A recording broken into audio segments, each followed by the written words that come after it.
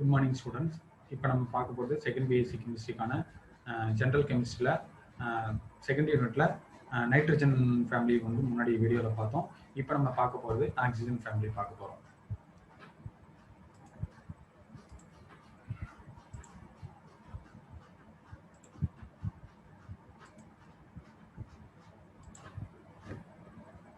Oxygen family periodic table எந்த பொசிஷனில் இருக்குது அப்படின்றது தான் குரூப் ஸ்டடியில் பார்க்க போகிறோம். குரூப் ஸ்டடியில் the 6th A group of the periodic table consists of 5 elements, namely oxygen, sulfur, selenium, tellurium and polonium. Oxygen and sulfur are typical element of this group. The inclusion of these elements in the same subgroup of periodic table is justified by the following general characteristic of these elements. Comparative studies of elements, electronic configuration first பார்க்கிறோம். These elements are characterized by ns2 np4 in the outermost shell. These are two unpaired electron in the p orbitals in accordance with Hund's rule. இதுக்கு முன்னாடி nitrogen family பார்த்தோம்னா அது வந்து ns2 and np3 in the outermost shell இருக்கும். அதுக்கு முன்னாடி nitrogen ஃபேமிலிக்கு முன்னாடி பார்த்தது கார்பன் ஃபேமிலி பார்த்துருப்பீங்க. கார்பன் ஃபேமிலி வந்து ns2 np2, அடுத்தது நைட்ரஜன் ஃபேமிலி வந்து ns2 np3.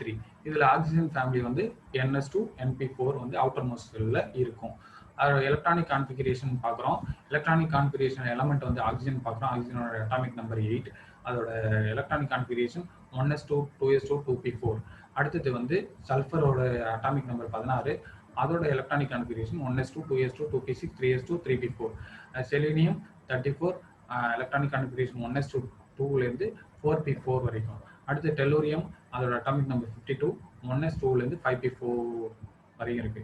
அடுத்தது பொலோனியம், அட்டாமிக் நம்பர் 84, 1s2லேருந்து 6p4 வரைக்கும் இருக்கு. அடுத்தது ஆக்சிடேஷன் ஸ்டேட் என்ன ஸ்டேட்ல இருக்கு அப்படின்றது பார்க்குறோம். All the elements of this group have ns2 np4 configuration in their outermost shell. They attain noble gas configuration ns2 and np6 either by gaining or by sharing 2 electrons. Oxygen, being the high electronegativity, shows only -2 oxidation state, but sulfur, selenium, tellurium and polonium can also show, in addition to +2 oxidation state, +4 oxidation state and +6 oxidation state. This is due to availability of d orbital in these elements. Oxygen has no d orbital and hence cannot show +4 and +6 oxidation state. அடுத்தது density, atomic volume, melting point and boiling point. With rise of atomic number, the density, atomic volume, melting point and boiling point are show in steady increased state. Polonium shows expansion when we consider its melting point and boiling point. Ionization energy, these elements have a high value of ionization energy, and this shows that these elements have reluctance to loss of electron to form a positive ion. Ionization energy decreases gradually from the oxygen to the polonium. அடுத்தது metallic and non-metallic character. Due to the decrease of ionization energy from oxygen to polonium, and the metallic character of these elements increase down the group. Oxygen and sulfur are distinctly non-metals.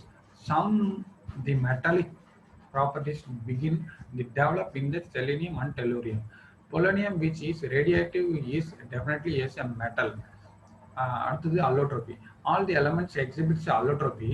Oxygen exhibits in 2 non-metallic forms of O2 and O3. Sulfur has several allotropic forms, all of which are non-metallic. Example, rhombic, monoclinic and plastic sulfur. Selenium has a 2 form. Polonium exists in 2 forms, alpha and beta. Both are a metallic character. Atomicity or molecular structure. Oxygen forms a stable diatomic molecule, while sulfur, selenium, tellurium and polonium have a complex molecule. Hydrides, all the elements form a stable volatile bivalent hydride. The stability of these hydrides decrease gradually from the H2O to H2PO. FeS plus H2SO4 gives FeSO4 plus H2S gas. Next one, the oxyacids of sulfur. Sulfurs form a large number of oxyacids. These oxyacids have been classified into 5 groups. First one, sulfonic acid H2SO2. At the sulfurous acid H2SO3, hydrosulfurous acid H2S2O4, thiosulfurous acid H2S2O2, then sulfuric acid H2SO4, thiosulfuric acid H2S2O3, physiosulfuric acid H2S2O7. அடுத்தது வந்து thionic acid அதோட general formula H2SNO6, Nன்றது 2 3 4 5 6 இருக்கலாம். Dithionic acid H2S2O6, trithionic acid H2S3O6, tetrathionic acid H2SO4O6, pentathionic acid H2S5O6, hexathionic acid H2S6O6, peroxy acid. அடுத்தது permonosulfuric acid and Caro's acid H2SO5, perdisulfuric acid or marshal acid H2S2O8. Per acid of sulfuric acid. Per acid na enna acid containing peroxy linkage are called peracids. OO linkage da. Sulfur forms two peroxide peracids. They are permono and perdisulfuric acid. They are considered as derived from H2O2 by the replacement of one or both hydrogen atoms by sulfonic group SO2OH. Permonosulfuric acid அது வந்து கேரஸ் ஆசிட்னு சொல்றாங்க H2SO5. The Carus acid is prepared by dissolving SO3 in pure H2O2. SO3 plus H2O2 போட்டோம்னா H2SO5 கிடைக்குது. அடுத்து it is also prepared by the reaction between H2O2 and chlorosulfonic acid in 1:1 ratio. H2O2 plus chlorosulfonic acid gives Carus acids plus HCl. Carus acid is a white solid, melting point 45 degrees centigrade. It is fairly stable. Reaction first decomposition. Carus acid is stable for some days, but gradually decomposed to give ozonized oxygen. 3H2SO5 gives 3H2SO4 plus O3. With H2O2, hydrogen peroxide, on treatment with hydrogen peroxide, it evolves oxygen, hydrogen peroxide plus permonosulfuric acid gives H2SO4 plus H2O plus O2. Hydrolysis, when distilled with dilute H2SO4, undergoes hydrolysis to form hydrogen peroxide. Permonosulfuric acid plus H2O gives sulfuric acid and hydrogen peroxide. Oxidizing properties. Carus acid is a powerful oxidizing agent. It oxidizes ferrous sulfate to ferric sulfate, potassium iodide to iodine, and aniline to nitrosobenzene. Reaction of 2FeSO4 plus H2SO5 gives Fe2SO4 thrice plus H2O, 2Ka plus H2SO5, K2SO4 plus H2O plus I2. Then aniline oxidizes with H2SO5 nitrosobenzene to form plus water molecule ring. Carus acid is precipitated.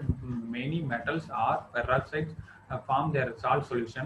It carbonizes wool and cellulose. Carus acid is used as an important oxidizing agent. இதுதான் கேரஸ் ஆசிட்டோட structure. அடுத்தது வந்து per டைசல்ஃபூரிக் acid பார்க்க போகிறோம்.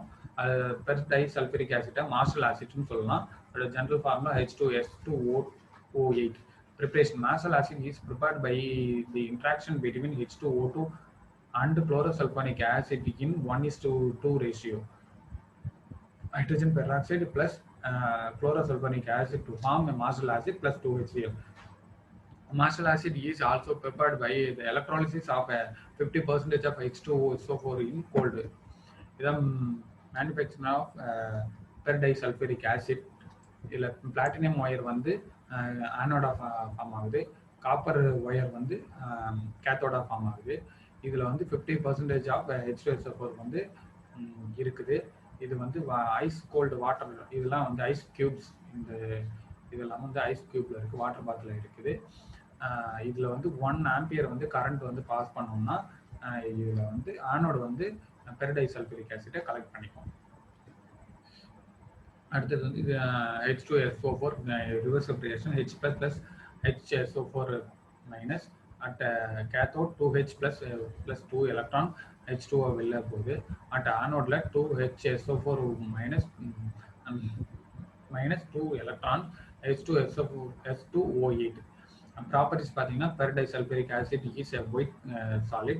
Melting point is 65 degrees centigrade. It's more stable than ferrous acid. இது வந்து marshal ஆசிடோட general structure இப்படி தான் இருக்கும். அடுத்தது ரியாக்ஷன் பார்க்குறோம். Reaction decomposition on heating. Permono disulfuric acid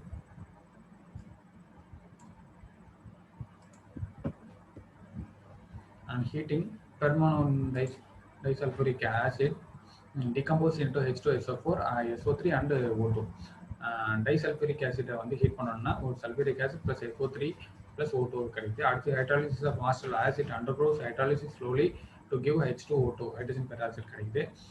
marshal acid plus H2O2 அதை hydrolysis பண்ணோம்னா H2SO5 plus H2SO4 அடுத்தது H2SO5 plus H2O4 மறுபடியும் hydrolysis பண்ணோம்னா hydrogen peroxide கிடைக்குது. Oxidizing properties, peroxysulfuric acid and its salt are very powerful oxidizing agent. H2S2O8 oxidize FeSO4 to ferric sulfate. 2FeSO4 plus peroxysulfuric acid gives Fe2SO4 thrice plus H2SO4. Okay, thank you. Next class la thermodynamics பார்க்கலாம்.